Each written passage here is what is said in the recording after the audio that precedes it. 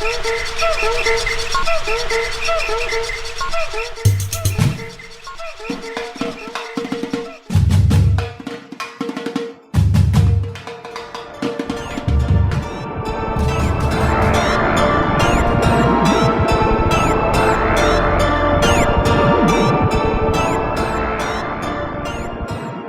nome é Natália Salazar. E eu sou Renata Schmidt. E esse é o podcast Pátria Amada Criminal. Sejam bem-vindos. Bem-vindes. E fugiu, e correu. E fugi, e corri. Eu fui só aumentar o meu fone. Tá bom. Tudo bem com você, dona Schmidt? Eu tô bem, tô aquela depressão do mundo, né? Quem não tá deprimido, gente? Vamos lá, alegrem-nos com mensagens de luz. Hoje eu tenho um episódio que vai te deixar mais alegre. Eu tô precisando ficar mais alegre, por favor. Eu não vou negar, vai te deixar bem triste por um momento. O início vai ser bem pesado e depois vai ficar melhor. Tá. Não pra todo mundo, mas pro assunto desse episódio. Ok. Eu não sei o que esperar, Natália, eu tô preocupada. Já foi uma montanha-russa de emoções. Nem começou o episódio e eu já tô dividida já nessa montanha-russa. Esse episódio eu comecei a ouvir, eu tava ouvindo Morbid, como sempre, e comecei a ouvir esse episódio, e daí acho que foi a Elaine, ela falou, a gente usou como fonte um livro chamado Soul Survivor, que é o livro que a pessoa dessa história escreveu. E daí eu falei, não quero nem mais ouvir o episódio. Daí eu parei de ouvir o episódio, fui no Scribd e achei o livro. E o livro é fantástico. Ele é um pouco evangélico demais, mas eu gosto porque foi realmente um livro muito bom. E ele fala um pouco de fé demais pra mim, mas é um livro que é uma ótima inspiração pra quem precisa. O livro chama Soul Survivor, Sobrevivente Única, escrito em 2017 por Holly Dunn e Heather Ebert. Mas se foram duas pessoas que escreveram, como assim só tem uma sobrevivente? Não, ela só escreveu com ajuda porque ela não é escritora. Então tá bom. Desculpa, a minha cabeça deprimida, ela faz piadas de tio.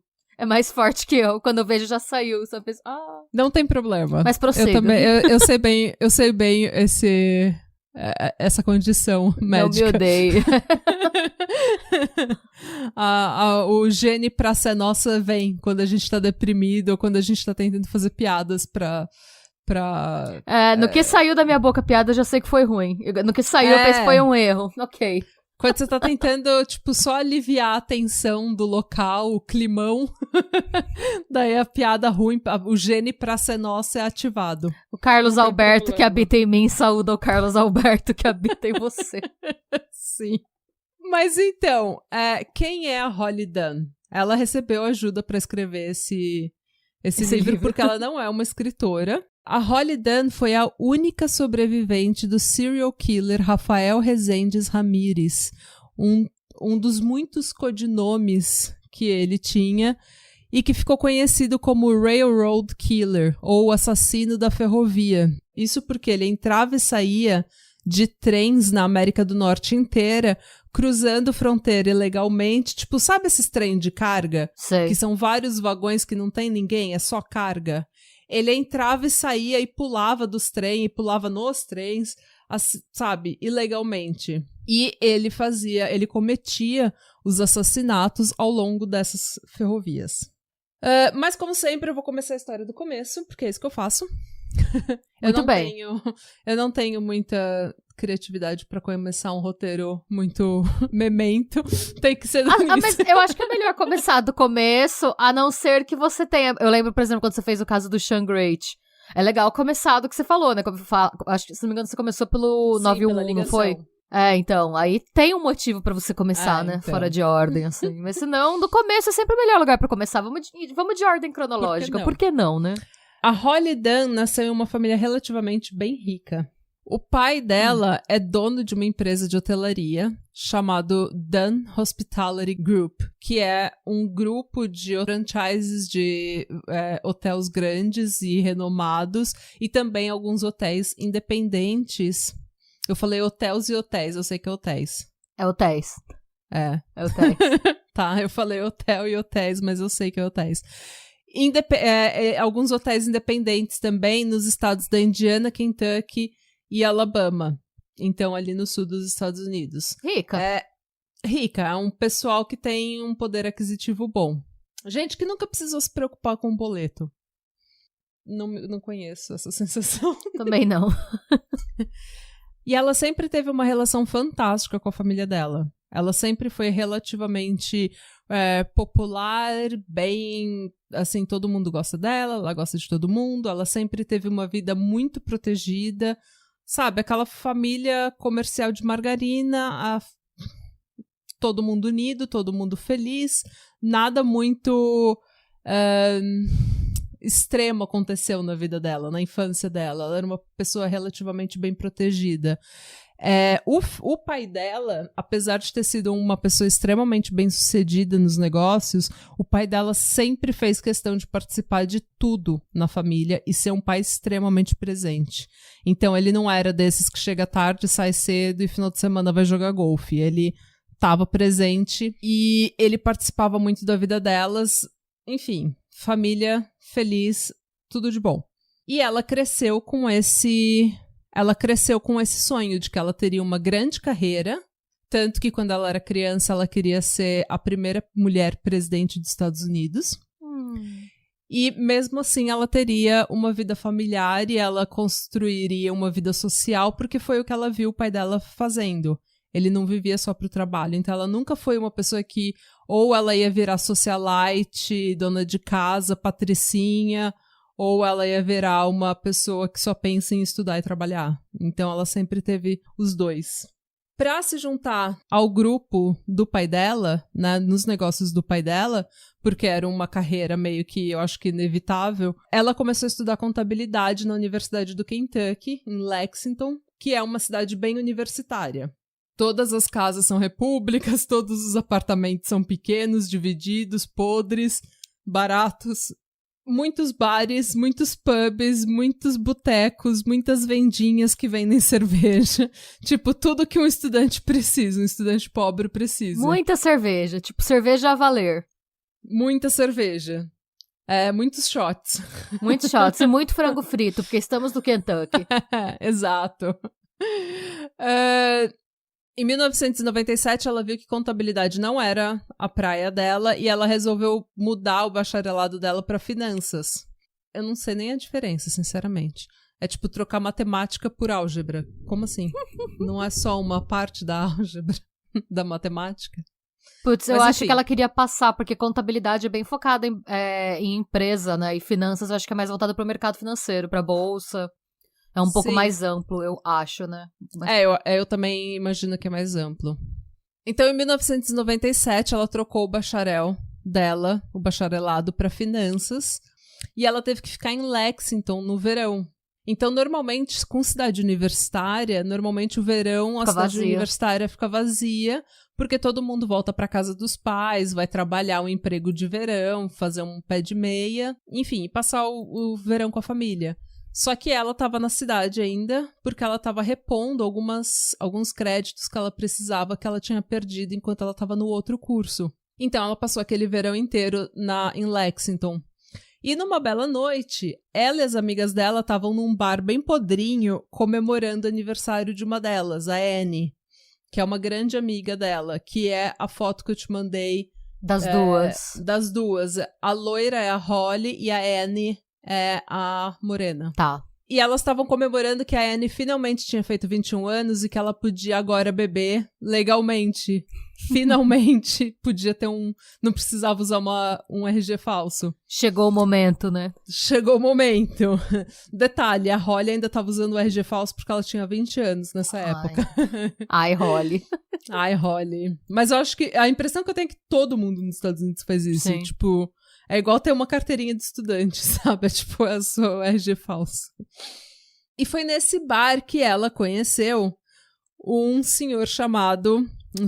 menino chamado Christopher Mayer. E eles se gostaram imediatamente. E o Christopher, pelo que ela fala no livro, e, de novo, é um livro maravilhoso que eu recomendo muito. Pelo que ela fala, ele era tipo Mr. Nice Guy, sabe? Ele era meio hippie, meio criativo, artístico, gostava de música, mas ele era aquele menino bom moço, educado, bem criado, inteligente, engraçado, que todo mundo quer ficar do lado. Todo mundo quer conversar com ele. Um menino pra casar, né? Um menino pra casar. Ela falou que ele tinha uma energia incrível e que todo mundo gostava dele. E ela, como eu falei, ela também era uma pessoa bem extrovertida e alegre, então eles se gostaram imediatamente. Tanto que eles começaram a falar, pra você ter uma ideia, eles começaram a conversar porque ela estava usando um esmalte prateado.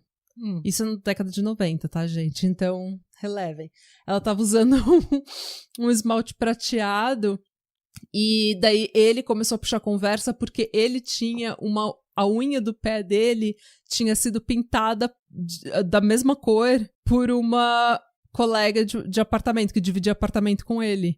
Tipo, ele dividiu apartamento com 2 amigas e ela tinha pintado a unha dele de Ele deve ter pegado no sono. A gente fazia isso na zoeira quando eu morava em rap. A galera dorme, aí você vê quantas unhas você consegue pintar do pé do moleque até ele acordar. Provavelmente foi assim. E ele começou a falar com ela porque ele tava com o dedão do pé pintado, né, com esmalte prateado, e eles começaram a conversar. Depois do verão, ela entrou numa sororidade e ele numa fraternidade. Essa sororidade foi essencial para a vida dela inteira, porque deu um senso de comunidade muito grande para ela e teve com ela durante a vida dela inteira. Então, apesar de eu não gostar muito de fraternidade, sororidade, eu achei meio estranho. Eu acho que nesse ponto foi uma coisa bem positiva para ela. E como eu falei, o Christopher era de uma fraternidade, mas ele era, tipo, super bonzinho, sabe? Ele não era, tipo, um topzera, sabe? Ele era super de boa, ele fazia as artes dele, ele fazia as próprias bijuterias. Meu Deus, sabe? Ele vendia a arte dele. Ele era, tipo, o típico jovem universitário. Ele era o cara de humanas. Bicho grilo, cara de humanas, super gente boa. E ele amava a natureza. Ele amava acampar, ele amava fazer hiking, ele amava pedalar. Tipo, ele ia pros lugares acampando de bicicleta, ele fazia hiking em vários montes nos Estados Unidos, sabe? Ele gostava muito de natureza. E ele sempre ia pro Maine, porque ele ia com um amigo dele pra trabalhar e passar os verões no Maine. E ele adorava o Maine. E depois desse verão, no outono, ele ia pro Maine pra ver a banda Phish. Ele falou que eles iam tocar no festival de música e que o Maine era mágico e o festival era tipo o festival, ele tava todo empolgado. Só que antes dele ir, eles começaram a namorar sério. E eles estavam extremamente apaixonados. E no outono, eles tinham voltado pra escola. O Chris tinha voltado do Maine com várias histórias e bijuterias pra ela e várias miçangas foram dadas. Várias miçangas, várias artes, sabe? Ele tava todo empolgado. E eles foram numa festa da fraternidade do Chris. Até que a festa, tipo... Sabe quando a festa não tá muito boa? Tava miada. Tava miada, tava uma festa folopada. Então o Chris, a Holly e mais 2 amigos, o Mike e o Ryan, colocaram uns 6-packs na mochila e falaram, vamos dar uma volta, vamos achar um negócio melhor. E eles saíram andando ao longo dos trilhos do trem que passavam perto da casa da fraternidade do Chris. E não era considerado um lugar perigoso porque a maior parte do trajeto, principalmente perto das estações, é bem iluminado. E a parte que eles estavam caminhando era muito próxima do campus da universidade. Então era um lugar relativamente seguro. E também eles estavam em 4 e jovem nunca acha que nada vai acontecer. E provavelmente era um caminho que eles já deviam ter feito várias vezes, indo de uma festa pra outra, sabe? Que um monte de gente devia fazer também. Provavelmente. E daí eles caminharam ao longo dos trilhos do trem. E daí eles sentaram nas estações, sabe? Tipo, hanging out. Tipo, fazendo porra nenhuma. Só Sim. bebendo, conversando. E sendo jovem. Numa noite gostosa de outono. Até que em algum momento da noite, o Mike e o Ryan decidem voltar pra festa. E o Chris fala pra Holly pra eles ficarem mais um tempo, porque ele quer ficar sozinho com ela, namorar, dar uns amassos, uns beijos. E eles ficam mais um pouco, bebem mais uma cerveja, namoram, se pegam.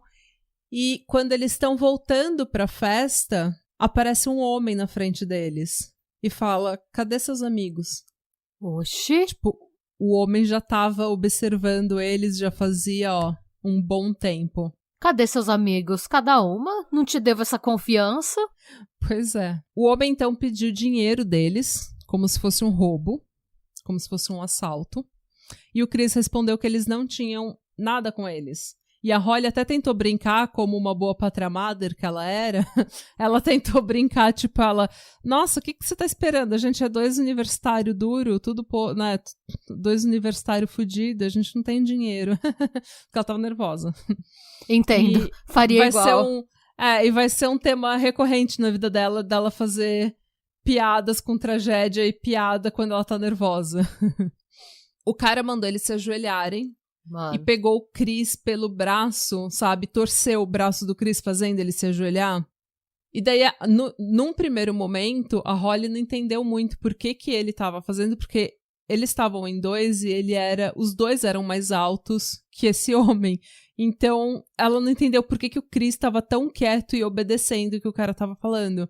Mas daí ela viu que o cara tava com um negócio pontudo, tipo um quebrador, um picador de gelo. Ou uma chave de fenda, alguma coisa, tipo, pontuda. E daí ela imediatamente começou a ficar nervosa e o Chris começou a pedir pra ele simplesmente levar tudo que eles tinham, falou, leva a chave do meu carro, e ela tentou dar os cartões dela, do banco, o cartão de crédito pro cara, sabe? Falou, tá na mochila, pega o que você quiser, não tem problema. E o Chris pedindo, deixa a gente sair daqui, deixa a gente ir embora, a gente não tem nada. E o cara quieto. A única coisa que o cara falava era, para de olhar pra mim. Então o cara começou a mexer um pouco na mochila deles, revirar a mochila deles, só que ele não levou absolutamente nada.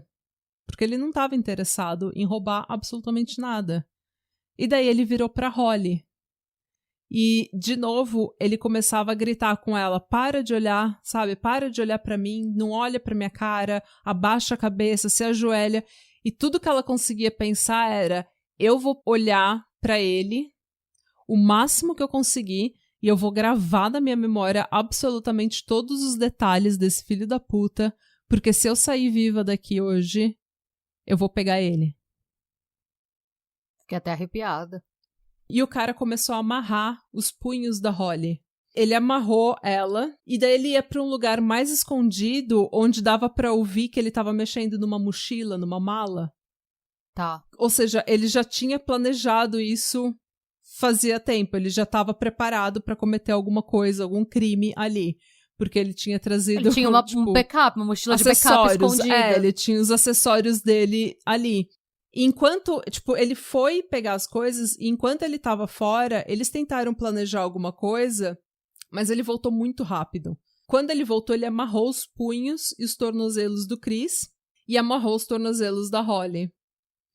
E daí ele arrastou o Chris pelos punhos, pelos trilhos do trem, para outro lado, onde o mato estava mais fechado, estava ainda mais alto, mais isolado e que não tinha nenhuma iluminação.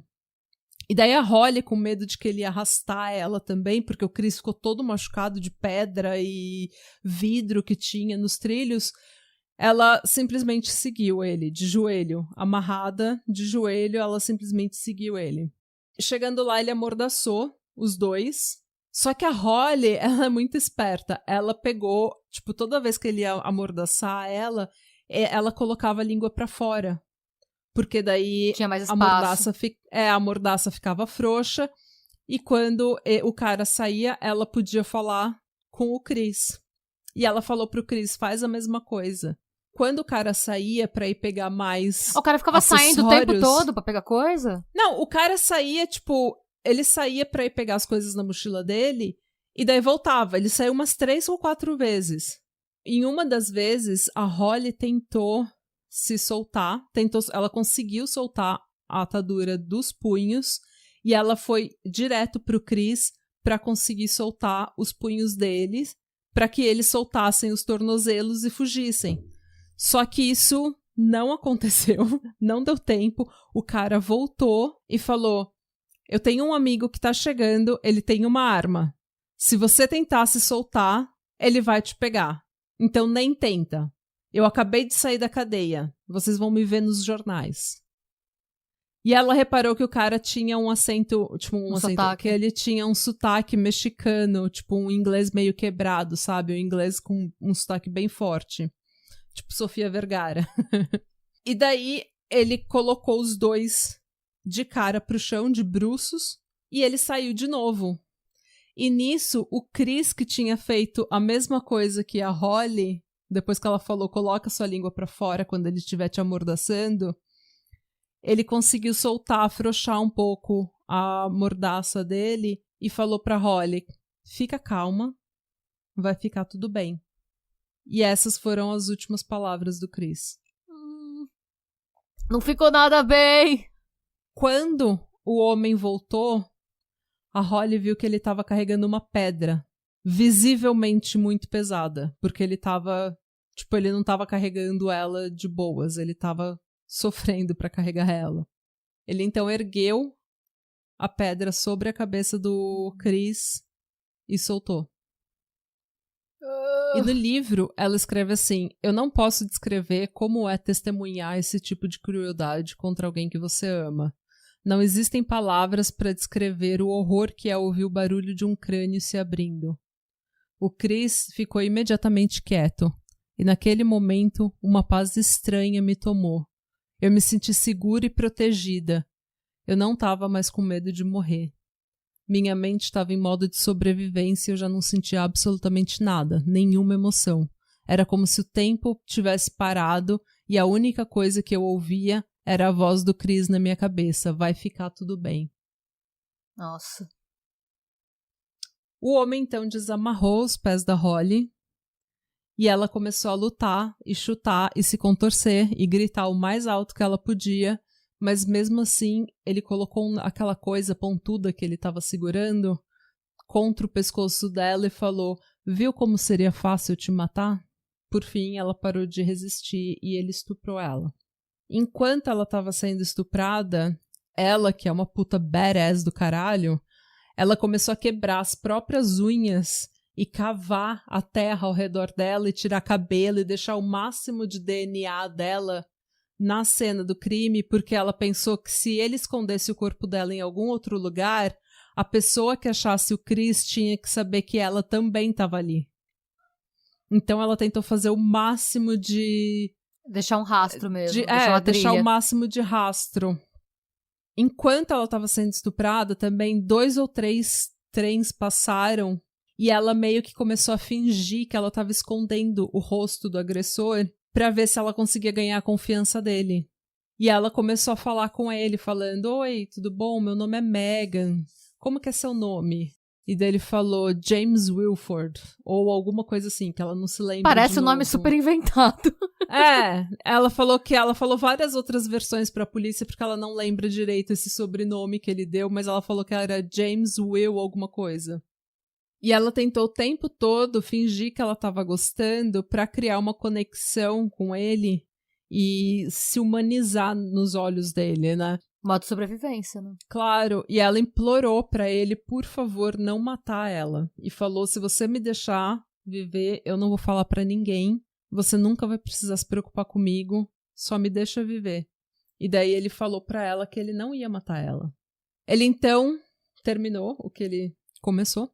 Pegou um dos brincos e um dos anéis dela como souvenir e começou a cobrir o corpo do Chris e dela com folhas e mato e o que ele pudesse achar ali no meio do mato, sabe? Pra cobrir o que tinha acontecido. Enquanto ele estava cobrindo ela, ela agradeceu por ele ter deixado ela viver. E depois disso, é muito pouco que ela lembra. Porque ele, sendo o grandíssimo filho da puta que ele era, ele pegou uma tábua e bateu na cabeça dela até que a mandíbula, Os ossos da órbita do olho e as maçãs do rosto dela estavam completamente dilacerados. Ela teve várias rachaduras no crânio dela. Nossa! Essa foto que eu te mandei, você vê o estado Sim. que o rosto dela tá completamente desfigurado. E esse homem deixou ela lá por morta. E ela não tem ideia de quanto tempo ela ficou naquele mato. Até porque quando tudo isso estava acontecendo, ela falou que ela meio que entrava e saía de consciência. Durante o estupro, ela estava tentando meio que se dissociar daquela situação. E daí depois ela ouvia barulho de trem. 2 ou 3 trens passaram enquanto ela estava sendo estuprada. E daí ela ouvia o barulho dos trens, dela dissociava. E depois ele bateu nela. E ela ficava entrando e saindo de consciência. Então ela não tinha noção nenhuma de que hora que era, de quanto tempo tinha passado.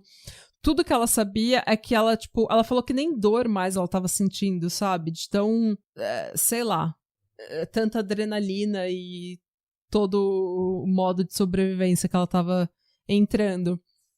E daí ela falou que o que ela sabe, com certeza, é que de alguma forma, que ela não se lembra como, ela levantou, essa mulher caminhou pelos trilhos do trem, totalmente desorientada, à noite, no escuro, ensanguentada, com a cara dilacerada, até que ela viu a luz de uma televisão por uma janela. Tipo, ela viu do lado de fora da casa que alguém tava vendo televisão na sala. E ela, tipo, meio que arrombou a porta da casa e falou, liga pro 911, ele me estuprou, ele me bateu, meu amigo ainda tá no mato. E daí um estudante chamado Chad quase teve um infarto, porque imagina, você tá vendo TV na sua sala, de repente alguém só entra assim. De madrugada, sozinho, e alguém só estoura a porta da sua casa e fala, pelo amor de Deus, toda ensanguentada, pelo amor de Deus, liga pra polícia. Meu amigo ainda tá no mato. Meu amigo ainda tá no mato. No hospital, eles conduziram, né, o exame de corpo e delito, recolheram todo o DNA possível, deram uma pílula do dia seguinte pra ela. Ela teve que depois fazer vários exames de AIDS, porque, enfim, tipo, eu não sabia disso, mas você faz um na hora, depois você vai fazendo meses e meses depois. Tem vários que tem que fazer. E você faz contra tudo, sífilis, gonorreia, todas as doenças venéreas. E ela falou que ela lembra de todo o exame de corpo e delito e todos esses exames sendo extremamente intrusivos, assim, sabe? Extremamente invasivos. Antes dos pais dela chegarem, a amiga dela, a Anne, chegou na emergência. E daí a Holly, a Anne chega e fala, Holly, como é que você tá se sentindo? E ela, sendo a pátria mother que ela é, ela pegou e falou, olha, tá uma merda. Ela toda ensanguentada no hospital, mas ela começou a perceber que as pessoas estavam... Quando as pessoas viam o estado que ela estava, era tão chocante que ela sentia necessidade de fazer alguma piada, sabe? Tipo, de fazer a pessoa rir pra dizer que tá tudo bem. Segundo o pai dela, quando os pais dela chegaram, se eles não tivessem, o pessoal do hospital, tivesse falado, essa é sua filha, eles não teriam reconhecido ela. Porque a cara dela estava completamente deformada. Tanto que o pai dela, depois de um tempo, né, assim, que eles estavam no hospital, o pai dela falou pra irmã dela, nossa, eu não sabia que a Holly tinha pintado o cabelo de ruivo. E daí a irmã dela falou, pai, ela não pintou o cabelo, ela ainda é loira. Aquilo é sangue. Eu vi na foto do cabelo dela, tá vermelho de sangue mesmo. E ele falou pra ela, não é possível que tudo aquilo seja sangue. Sim. E a irmã dele falou, não, pai, ela continua loira. Aquilo tudo é sangue. Essa é a quantidade de sangue que ela perdeu. Então, como ela fez aquela caminhada e como que ela se levantou e como que ela conseguiu chegar na casa de alguém pra pedir ajuda é um milagre, sinceramente, porque ninguém sabe. Ela perdeu muito sangue. Tanto que ela não lembra de absolutamente nada. Ela não lembra daquela caminhada. Ela falou que ela só tem alguns flashes, assim. E ela conversou com os detetives, inclusive vomitou em um deles.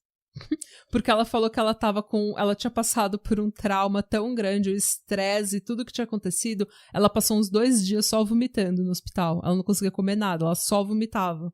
E daí, quando eles chegaram pra conversar com ela, ela imediatamente vomitou num dos policiais. Não julgo. Mas ela falou que ela se sentiu um pouco mal por ter vomitado, mas ela acha que foi um icebreaker. Tipo, que foi... Sim. Que ela quebrou o gelo com esse move, com esse ato. E daí ela conversou com os detetives, e um desses detetives chama Craig Sorrell. E esse detetive ia ser essencial na vida dela. Ele ia continuar amigo dela pro resto da vida dela. E... Afinal de contas, ela vomitou nele. Eu acho que é uma coisa que se você... Se a amizade de vocês sobrevive e você gorfar na pessoa, é porque... Eu acho que a partir do momento que você vomita em alguém, você tá ligado a essa pessoa pro resto da sua vida. Sim. É melhor vocês serem melhores amigos a partir daquele momento, porque é uma conexão que ninguém quebra. Unidos pelo gorfo. Unidos pelo gorfo. E eles conversaram um pouco sobre aquela noite, sobre o Chris. Ele confirmou que o Chris tinha morrido. O que ela falou que ela tinha certeza, mas ela não queria acreditar, sabe? Ela falou que na cabeça dela, durante meses e meses, até ela descobrir exatamente qual que era o relatório da polícia, o que tinha realmente acontecido, ela falou que ela tinha a memória do cara batendo com aquela pedra no Chris várias vezes. Só que, na verdade, foi só uma vez. Às vezes, várias vezes, era até o cara batendo nela e na cabeça dela misturou. Misturou, ou porque ela só conseguia imaginar aquela cena por um tempo. Ela só conseguia ver aquela cena por um tempo, porque ela descreve, ela falou, é impossível descrever o som que um crânio faz quando ele é rachado. Então, eu acho que aquilo ficou muito forte, e ela viu aquilo várias vezes, e depois de ter apanhado tanto, ela meio que confundiu. Mas eles, enfim, conversaram com ela, deixaram ela descansar, eles não pressionaram muito ela, porque ela estava numa situação terrível. E os pais dela e todas as amigas dela da sororidade, sabe, a Annie, tava todo mundo com ela. A irmã dela, ninguém deixou o hospital. Foi assim, ela teve um mega suporte, sabe, um mega apoio de todo mundo tava com ela. E o que ela não entendia, o pessoal do hospital tinha falado para todas essas pessoas ao redor dela que não era para ficar perguntando o que tinha acontecido, para deixar ela falar sobre o que tinha acontecido, para não traumatizá-la de novo. Só que isso me lembrou muito a Lia Tricomo com a mãe dela. Ela tava tão frustrada que, tipo, vocês sabem que eu fui estuprada e espancada por um homem e deixada como morta no meio do mato? Tipo, a gente pode, por favor, falar o que tá acontecendo? Ela tava tão nervosa, ela tava tão estressada e frustrada que um dia, quando ela tava com a irmã dela, ela falou: Heather, fica do meu lado, eu preciso te falar o que aconteceu comigo. Você precisa ouvir, alguém precisa ouvir o que aconteceu comigo. É porque tem gente que lida melhor não lidando. É que cada pessoa tem uma estrutura mental diferente, né? Eu entendo a diretriz da polícia, mas assim, eu penso... Foi a diretriz do hospital, né? Do hospital, tá.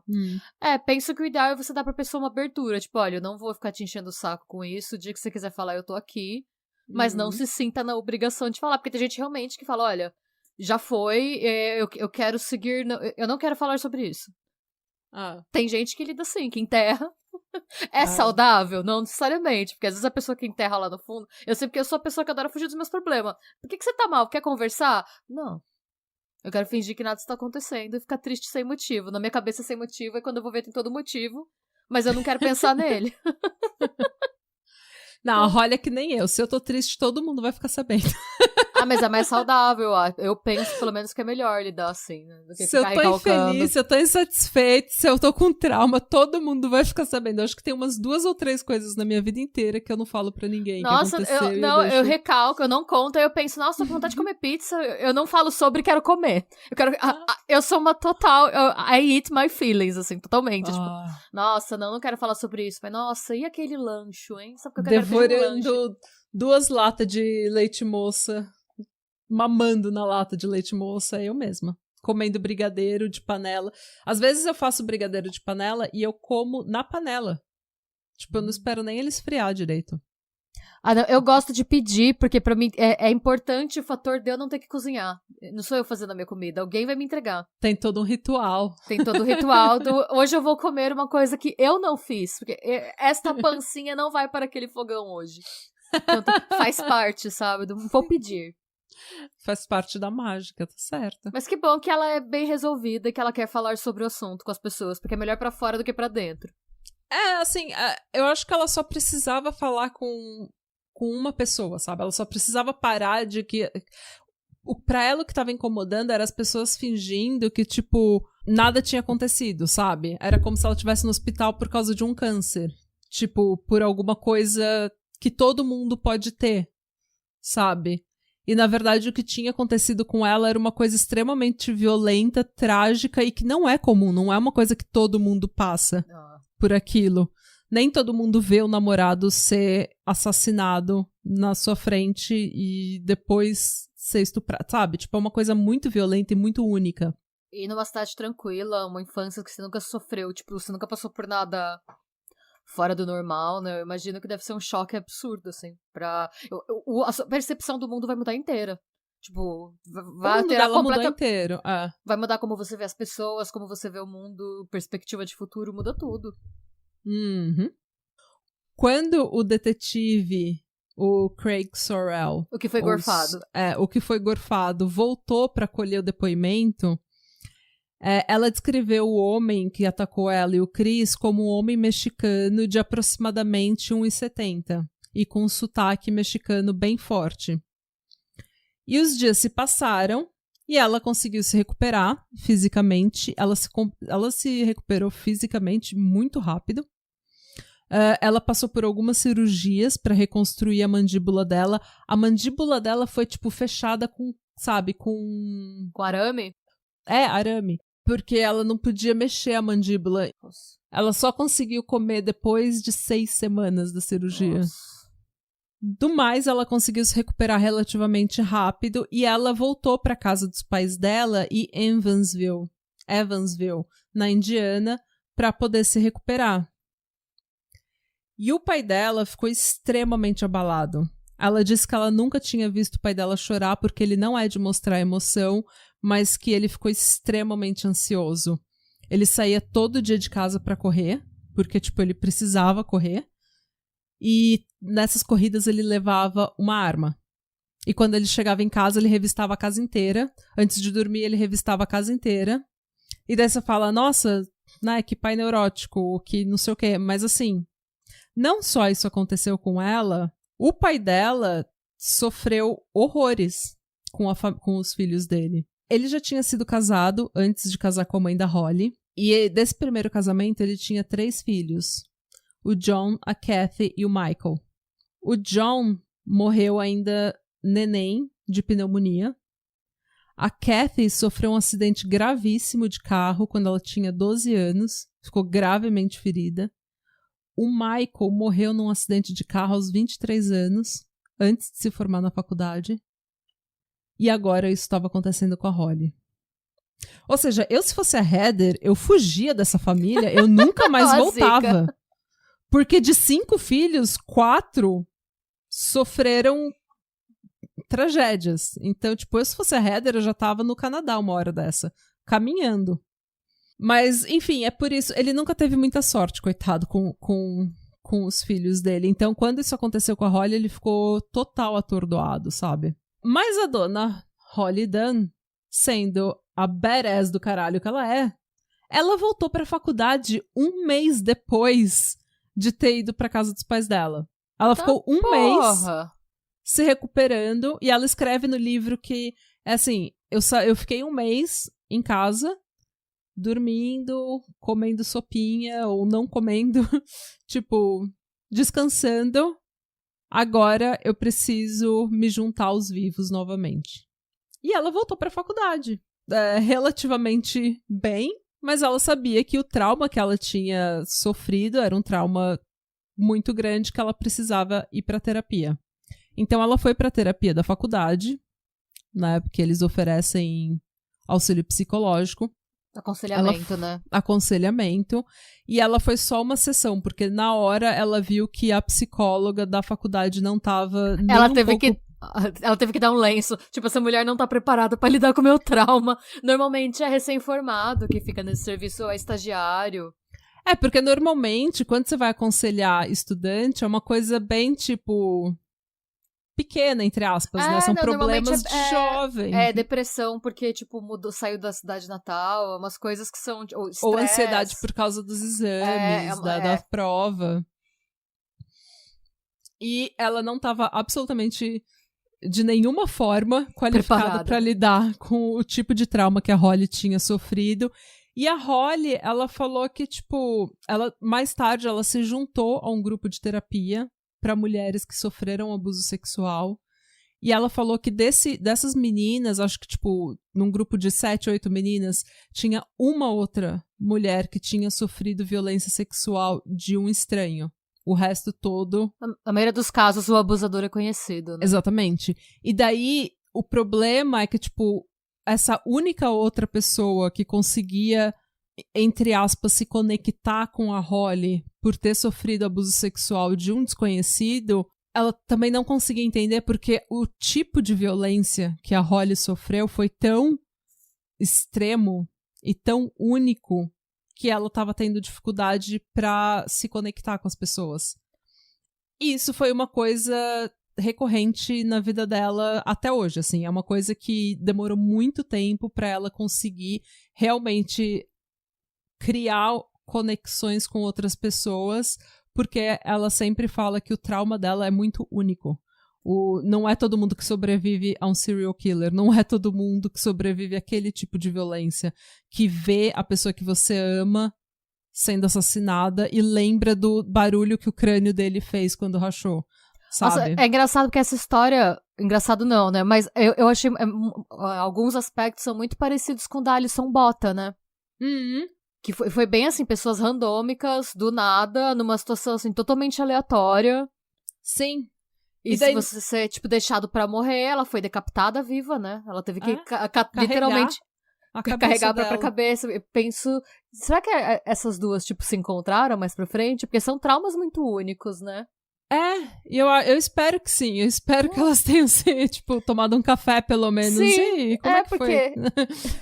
tipo, como tá a sua vida, né? Como você se recupera de tudo isso. Porque eu acho que fica difícil, porque muito dos nossos traumas e dos nossos problemas, eles são muito grandes até você encontrar uma pessoa que esteja passando por aquilo com você. Sim. Então, que eles dizem que o problema do trauma é a solidão, né? Então, a partir do momento que você procura ajuda, que você vai falando com outras pessoas que passaram por aquilo vai se sente aliviando. menos sozinho. Você compartilha, o sofrimento compartilhado, ele é um pouco menos pesado, né, eu acho. E daí, porque você não se sente tanto uma aberração. Só que ela não tem muita gente pra compartilhar. Não, então... realmente pouquíssimas pessoas, né. Então ela foi... E fora isso, não é só o trauma. As pessoas paravam na casa dela, todo mundo que conhecia ela e os pais dela, imagina, gente rica que conhece todo mundo. E daí todo mundo começava a perguntar pra ela e as pessoas começaram a se sentir à vontade pra compartilhar os próprios traumas com ela. E daí ela falou que tudo bem, ela gostava muito disso, mas assim, ela tava num estado de extremo trauma, em que ela não tava conseguindo processar o próprio trauma, e agora ela tava tendo que lidar com mulheres que ela conhecia, dividindo traumas com ela, que também foram estupradas e que também sofreram violência, e ela não tava conseguindo processar mais nada. Com razão, né? Tipo, gente, pelo amor de Deus, eu preciso melhorar primeiro, né? Fora isso, ainda tem os rumores que se espalharam pela faculdade, que se espalharam, sabe, a imprensa na porta da casa dela. a imprensa na faculdade. Então, tudo é muito... O trauma não acabou naquela noite. E eu fico imaginando o medo desse homem voltar. Sim. Eu ia ficar desesperada. Porque assim, o cara tá solto ainda, o cara tá na rua, tá na pista ainda, o maluco. Estão divulgando sem parar que eu sobrevivi. Esse cara com certeza sabe que eu tô viva, com certeza sabe onde eu estudo, com certeza sabe o que eu tô fazendo. Imagina, eu imagino que deve ser um medo, assim, enlouquecedor. Eu acho que eu não ia conseguir atravessar uma rua sem ficar, tipo, sem olhar em volta. Por muito tempo, essa foi a vida dela. Ela não conseguia fazer absolutamente nada sem pensar que ela podia estar em perigo naquele momento. O que ajudou foram duas coisas. Um foi o policial gorfado, porque esse policial, o Craig, ele não largou o osso.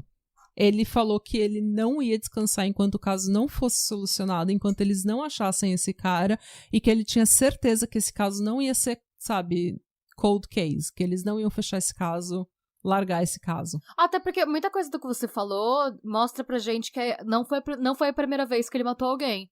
O fato dele estar preparado, dele ter uma bolsa dele ter um modus operandi que foi, assim, bem definidinho, de no começo dar a entender que eles vão sobreviver e pra deixar eles mais dóceis, né? Então, assim, você vê a descrição dela do que acontece, você imagina que esse cara deve querer começar a cruzar esse caso com outros casos parecidos na região, né? Sim. E esse policial, inclusive, ele foi pra Washington, D.C., pra se encontrar com agentes do FBI que pudessem fazer um perfil psicológico do cara, que meio que não deu em nada, mas ela teve que responder, tipo, várias perguntas sobre todos os mínimos detalhes do estupro dela pra preencher o sistema de dados, e ela falou que isso foi muito útil no futuro, porque, tipo, eles têm eles têm um sistema de dados do FBI que cada detalhe do seu estupro é estudado. Ou do seu ataque, ou do seu assassinato. Cada detalhe. Justamente para poder... catalogar? Para poder catalogar, para poder meio que rastrear cada tipo de MO, assim, de modus operandi, sabe?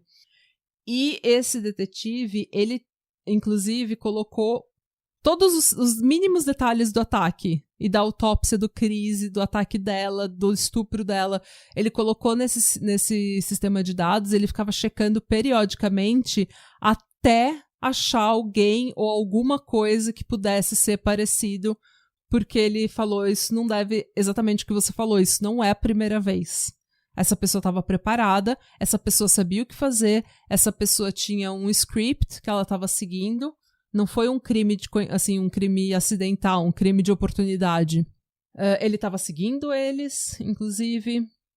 Quando ela voltou para a escola, ela fez o semestre inteiro do outono. E no Natal, quando ela voltou de novo para casa para passar as férias de Natal, uma mulher chamada Nancy Grimes, que trabalhava na igreja que ela cresceu, pediu para ela, porque essa Nancy Grimes, ela tinha tipo um ministério chamado Crisalis, que é a crisálide da pupa da borboleta, que ela se fecha lá para virar no casulo para virar borboleta. Ela tinha um ministério de jovens chamado Crisalis, ou Crisálida, que era... A Holly tinha participado desse ministério quando ela era adolescente, e é tipo um grande retiro, sabe, de jovens, várias atividades para jovens, palestrantes, gente que vai falar com os jovens. Tipo, não use drogas, não dê antes do casamento. Sei lá. Mas a Holly falou que esse retiro tinha sido muito marcante, positivamente marcante para ela, tanto na fé dela quanto para a vida dela. Então ela, num primeiro momento, ela não quis participar, mas depois ela acabou aceitando. E ela foi falar com esses jovens. E na palestra dela, ela fala assim: eu não posso te dar nenhuma resposta do porquê esse tipo de maldade existe, do porquê esse tipo de coisa acontece. Tudo que eu posso falar é que eu sei que Deus continua sendo presente através da raiva, através da dor. Tipo, ela consegue sentir a presença de Deus na vida dela, mesmo com todas essas coisas. E ela falou que ela começou a chorar, que nem uma louca, porque é a primeira vez que ela estava falando disso abertamente, publicamente, para jovens que ela não conhecia. E ela começou a chorar, que nem uma louca, mas ela viu que aquilo teve um impacto muito positivo. E foi essa palestra, esse momento naquele retiro que de novo marcou a vida dela positivamente, porque ela entendeu que a dor dela era tão única, o trauma dela era tão único, só que se ela pudesse falar com as pessoas e ela pudesse falar que, olha, eu passei pelo extremo da maldade e eu não só sobrevivi fisicamente, mas a minha alegria sobreviveu, o meu senso de humor sobreviveu, eu continuo estudando, eu continuo vivendo, meu espírito sobreviveu.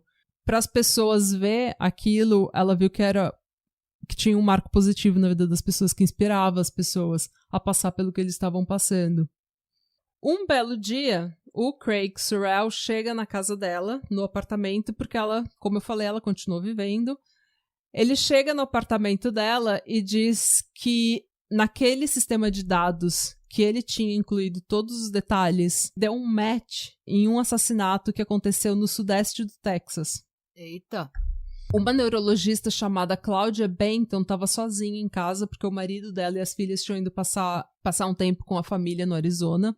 Enquanto ela estava sozinha, um homem entrou na casa dela, golpeou a cabeça dela, esfaqueou ela diversas vezes, estuprou e deixou ela sangrando até morrer no chão do quarto da casa dela. Gente, ele invadiu a casa, tipo... Ele invadiu a casa.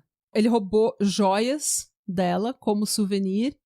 Ele fez um lanchinho na casa dela, abriu um presente da filha dela, um presente de Natal da filha dela, e roubou o Jeep dela, que foi mais tarde encontrado num motel em San Antônio, próximo de trilhos do trem.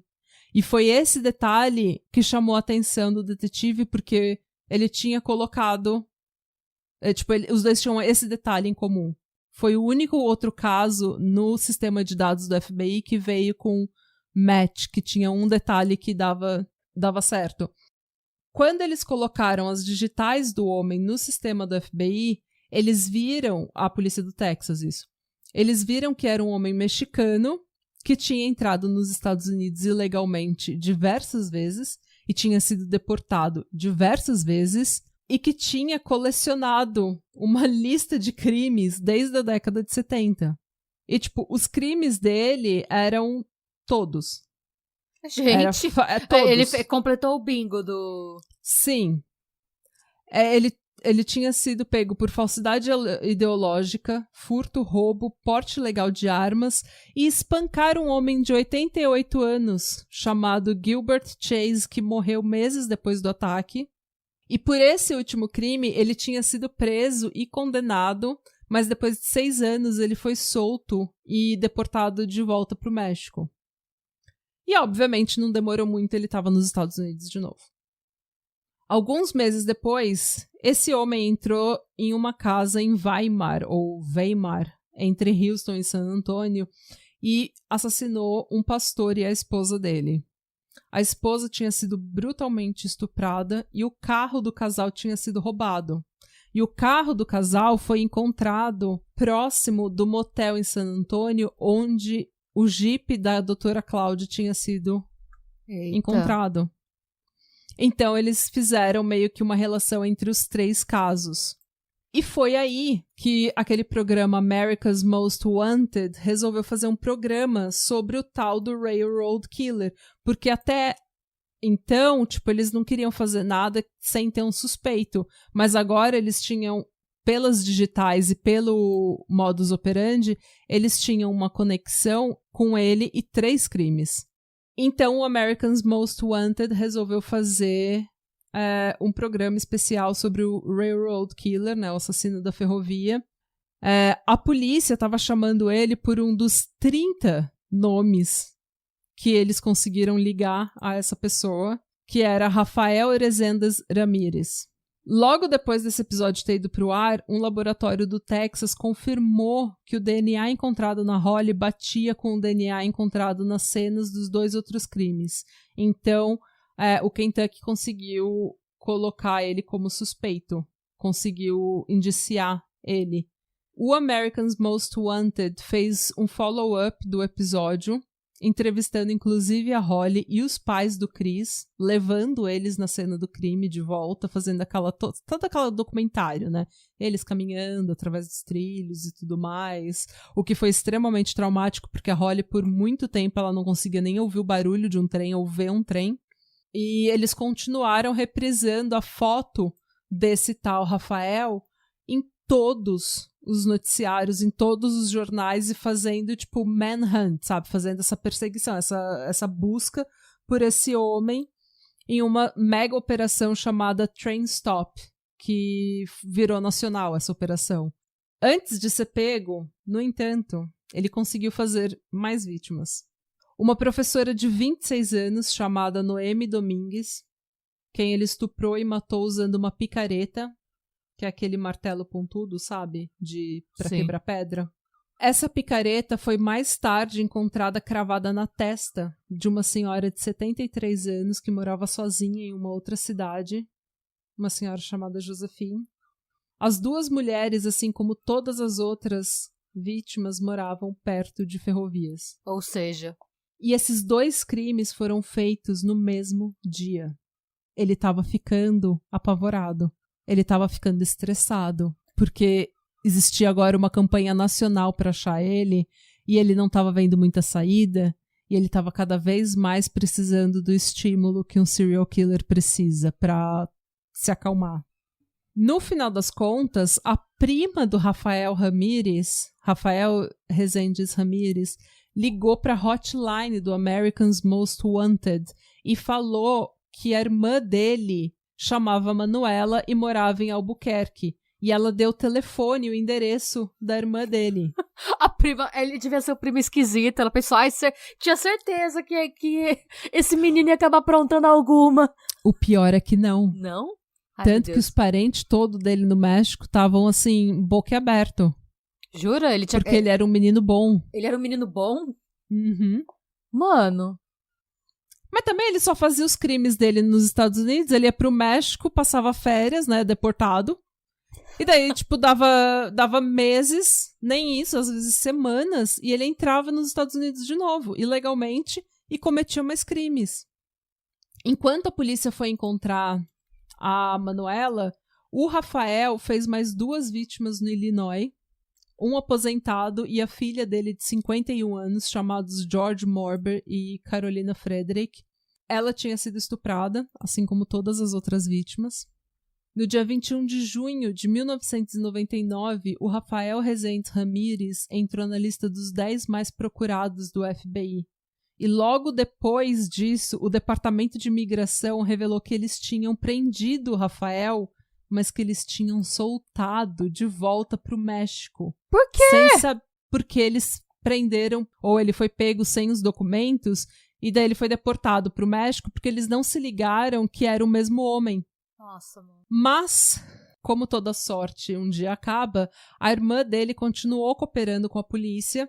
Ela deu o verdadeiro nome do Rafael, cujo o nome de batismo era Ángel Leôncio Reis Resendes, e mais tarde Ángel Maturino Resendes. Nossa, um cara desse chama Anjo, né?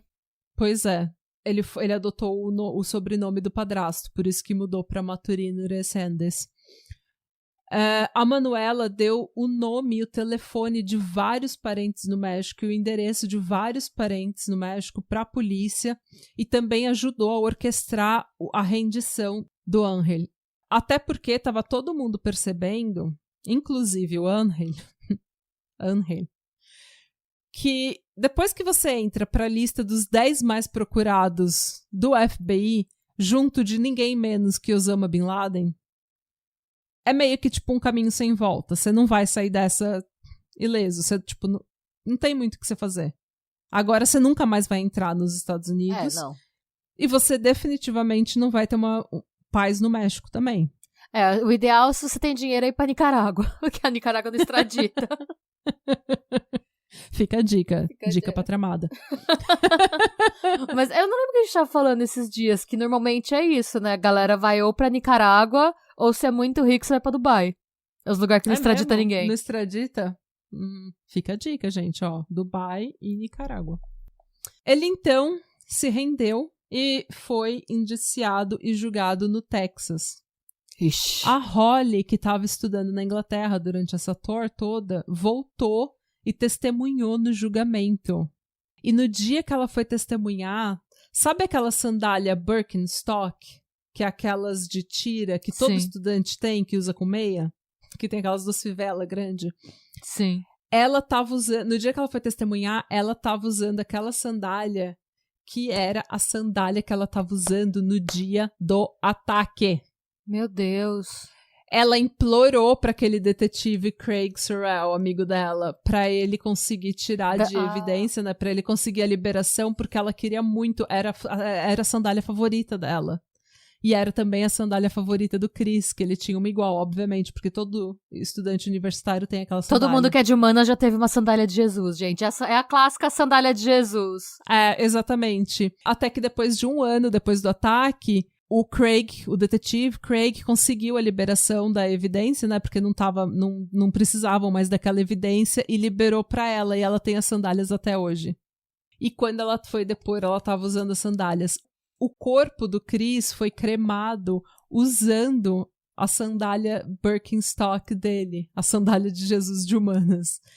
E, obviamente, que as fivelas da sandália não queimam. E daí a família, né, porque você recebe tudo que sobra, e a família do Chris mandou a fivela pra Holly. E ela tava segurando a fivela enquanto ela tava esperando pra depor no julgamento do Angel. E ela falou que ela só sabia que ela estava segurando aquela fivela, ela não sabia por que ela tinha levado aquela fivela, ela sabia que ela precisava fazer alguma coisa especial. E enquanto ela estava lá esperando na sala de espera para depor, ela viu que o teto era aquele teto que... Sabe aquele teto de escritório que você empurra? Que é umas placas assim brancas e você só empurra e ele abre? Sim. Então, ela pediu ajuda pro pai, ele abriu uma daquelas e ela tacou a fivela no teto. Então, ainda tá a fivela, provavelmente ainda tá no prédio do governo, no prédio do tribunal onde o Angel, o assassino dele, foi julgado. E ela, obviamente, chegou no julgamento para dar o testemunho dela, e ela foi dilacerada, como toda vítima de estupro é, e ela...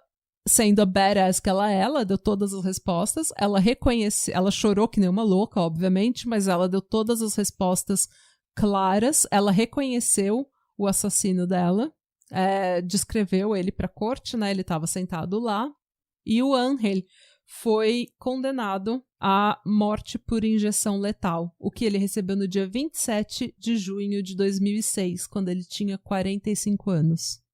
Ao todo, ele tinha feito 16 vítimas entre 86 e 99, com o mesmo MO. Estupra a mulher, mata, entra na casa, rouba souvenir, faz lanchinho, rouba o carro pra ir fugir. E todos eles próximos a linhas de trem, porque era como ele escapava das cenas. Ele ficava entrando e saindo desses trem de carga ilegalmente, sem ninguém ter nenhuma documentação dele. E bem, agora é a parte que você fica feliz. Ok. Porque a Holly, como eu falei 300 vezes, ela é uma puta badass do caralho. E ela é, tipo, a ídola máxima desse podcast. Sim, amamos a Holly. Ela se formou em administração pela University of Kentucky, recebeu um mestrado pela University of Southern Indiana, um doutorado honorário pela Auckland City University.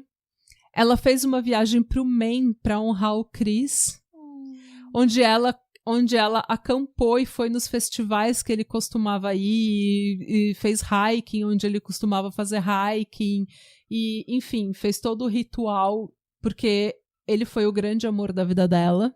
Apesar deles terem tido muito pouco tempo, ela sabia que ele, mesmo que eles não ficassem juntos, ele ia ser o grande amor da vida dela. Ela se casou com um homem com quem ela estava indo e voltando e tentando durante essa recuperação dela durante 8 anos, com quem ela ainda é casada. Ela trabalhou um tempo com o pai, enquanto ela também trabalhava com departamentos de polícia e organizações de apoio a vítimas, como palestrante e ativista por vítimas de estupro e violência, ensinando essas organizações e departamentos de polícia a lidar com esse tipo de trauma. Porque foi um apoio que ela mesma não recebeu. Ela recebeu todo o apoio físico, mas aquele apoio emocional, aquela segurança que ela precisava, ela nunca teve, porque ninguém sabia lidar com o trauma dela. Ela recebeu uma série de prêmios e reconhecimentos pelo trabalho na luta contra a violência contra a mulher, incluindo o prêmio por serviço público do Departamento de Justiça dos Estados Unidos, o prêmio Jacqueline Onassis por serviço público extraordinário e o prêmio por contribuição extraordinária aos direitos de vítimas pelo United States Attorney. Que é tipo uma linha do Departamento de Justiça. Sim. Ela fundou a Hollis House, que é um centro de proteção e ativismo por vítimas de violência sexual e doméstica, que ela fundou junto com o detetive Brian Turpin para receber as vítimas de estupro e de violência doméstica assim que o trauma acontece, ao invés deles precisarem ir para uma delegacia fria com um monte de gente. Eles são recebidos em uma casa com psicólogo, com gente que já passou por isso, que tem estudo com isso, e com toda a privacidade, o carinho e o apoio do mundo. Ela continua sendo palestrante hoje em dia, ela continua trabalhando com departamentos de polícia e organizações que lidam com vítimas de estupro e violência doméstica, mas ela saiu da diretoria da Hollis House para se dedicar para a família dela, porque afinal de contas ela também teve 2 filhos, sendo que o mais velho ela batizou de William Christopher. E no último capítulo do livro dela, ela escreve: as últimas palavras do Chris para mim foram: vai ficar tudo bem. Logo depois do ataque, eu seria a primeira a discordar. Mas 20 anos depois eu consigo pensar nessas palavras de uma forma mais profunda. Talvez ele soubesse disso porque a natureza dele era alegre, e a alegria verdadeira pode existir mesmo em meio a circunstâncias terríveis, mesmo depois de todos os nossos piores pesadelos se tornarem realidade. A alegria verdadeira acredita de verdade que no final tudo vai ficar bem. Nossa, eu tentei não chorar, mas não deu. E segurei bravamente, agora eu tô parecendo a rena do nariz vermelho. E essa é a trágica, porém alegre, história de Holly Dunn. Nossa, muito bonita essa história. Não é? Ai. Nossa. Ela é a badass máxima, assim, ela... E uma família maravilhosa, né, que continuou apoiando ela em tudo, continuou dando... O pai dela, ela foi trabalhar com o pai dela depois da faculdade, e justamente porque... Bom, esse era o plano, mas justamente porque também ele liberava ela pra ir dar palestra... Pra fazer outras coisas também. Pra ela ir dar palestra nos Estados Unidos inteiro e viajar dando essas palestras e falando pras pessoas e acolhendo vítimas e tudo mais. Nossa, gente, ela colocando as fivelas da sandalinha do cara no Departamento de Justiça. Esperando... essa parte também, tipo... A fivela da sandália do Chris agora tá no prédio onde o assassino dele foi julgado. Sabe, eu acho tão... E ela tava usando as mesmas sandálias no dia que ela foi atacada. Do dia que ela foi atacada. Foi tipo, é muito... É muito bonita essa história, gente. Nossa, Apesar, eu falei que era uma história extremamente triste no início. Foi uma montanha-russa de emoções. Que você ia ficar muito puta no início. E muito chateada, mas que depois ia melhorar um pouco. Nossa, arrasou. Vai fazer todos os ouvintes chorar. Ai, gente, mas ó, a gente tá passando por tantas notícias ruins. Não, a gente principalmente mulher, tá passando por tantas notícias ruins, tanta coisa acontecendo, tanta merda acontecendo com a gente. Pelo menos... essa mensagem que ela dá, que a alegria de verdade pode ser encontrada mesmo nos piores momentos e a alegria verdadeira sabe que no final vai ficar tudo bem, eu acho que é uma mensagem que a gente precisa nesse momento. Nossa, sim, não é? É necessária essa mensagem, porque olha, que período difícil pra ser mulher, pra ser brasileira e pra, tipo, tá nesse mundo, né? É, pra ser pobre. É que ser pobre nunca foi fácil. Nunca foi né? fácil, né? Mas nossa, a gente segue. Eu tenho uma amiga que ela fala também que ser feliz é o ato maior de resistência. Sim. Porque se o sistema não consegue te quebrar, o sistema faliu. Você ganhou, o sistema perdeu. Porque é bizarro, né? É o que você já falou em outros episódios. O sistema tá funcionando exatamente do jeito que era pra ele funcionar. É um sistema que lucra, deixando, que, tipo, se mantém, fazendo a gente ficar pra baixo, fazendo a gente se sentir uma merda com a gente mesmo, porque se você tá infeliz, você consome. Então, a gente feliz não surta comprando brusinha. Não. Eu sei porque eu vivo surtando comprando brusinha. Então, assim, é um sistema que vence quando a gente tá derrotado. Então, a gente tem que tentar ser feliz mesmo. Não, é um sistema que é feito pra fazer você trabalhar demais, ficar anestesiado, porque daí você gasta com coisas que você não precisa. E você cansado e estressado e pobre, e com e fome, sem esperança, de dieta, e com fome, e pagando boleto. E pagando boleto, você é mais fácil de quebrar. É mais fácil quebrar você. Se você concorda com qualquer coisa, basta ver por que o Bolsonaro é presidente do Brasil. Você concorda com qualquer coisa se você tá frustrado. Toda mudança é mudança, sabe? Tudo é lucro pra você se você já perdeu... sabe? Se você já perdeu a esperança, se você tá frustrado, é isso. A gente, vamos tentar não deixar o mal vencer. E vale, assim, eu acho legal também a história dela, porque, tipo, toda a sororidade dela, sabe, a Anne ainda é amiga dela, são... e outra coisa que eu esqueci de falar. Não tem problema, você quer falar e depois encaixar? Não, eu posso falar agora.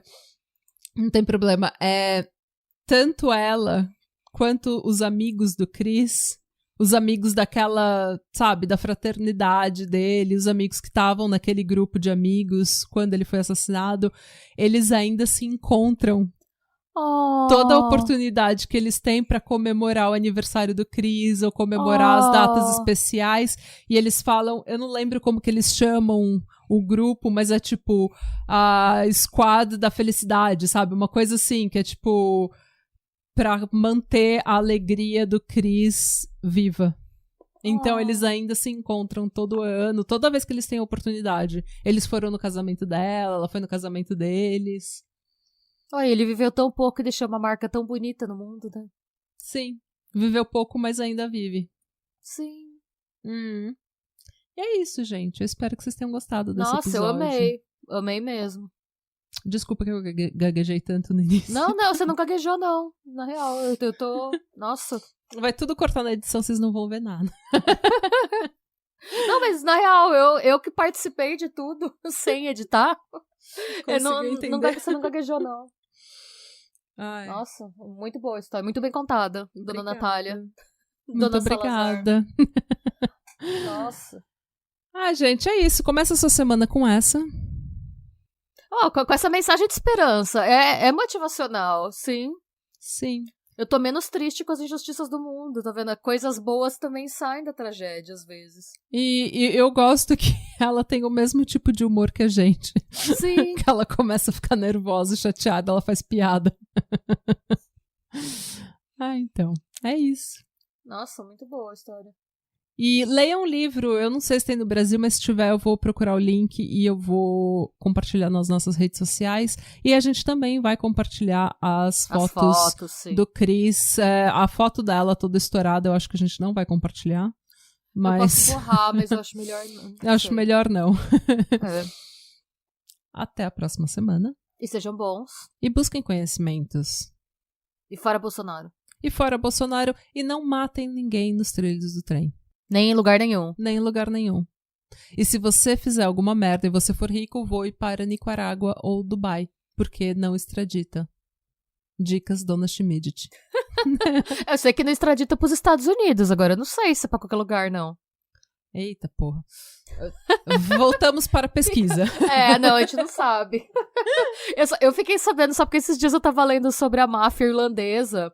E eles estão tudo em Dubai. Uma máfia irlandesa. Então, eu não sabia. Existe. Eles entraram pra lista de mais procurados do FBI dos Estados Unidos, porque eles têm crime que envolve tráfico, acho que de arma, alguma coisa assim, nos Estados Unidos. Nice. E aí, tá tendo toda uma cooperação.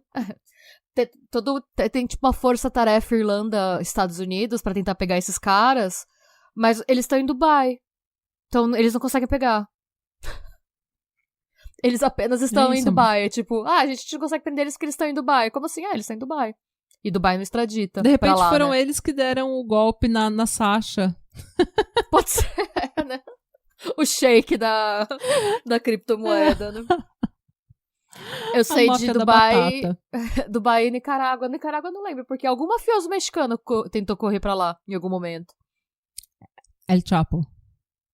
Não sei eu qual. Eu só sei isso. Esse é o único nome que eu sei. Vamos dizer que é ele e a gente nunca checa essa informação e daí a gente nunca tá errado. Muito bem. Dicas pra tramada. Tchau. Dicas pra tramada. Tchau. Adebra. Sloan. Oi, pessoas, tudo bom? Meu nome é Gisele, host do podcast Sob Investigação, um podcast para quem sabe que a realidade é pior que a ficção. A cada temporada são 20 novos casos nacionais e casos extras. Se você gosta de crimes brasileiros, te espero lá. Beijos!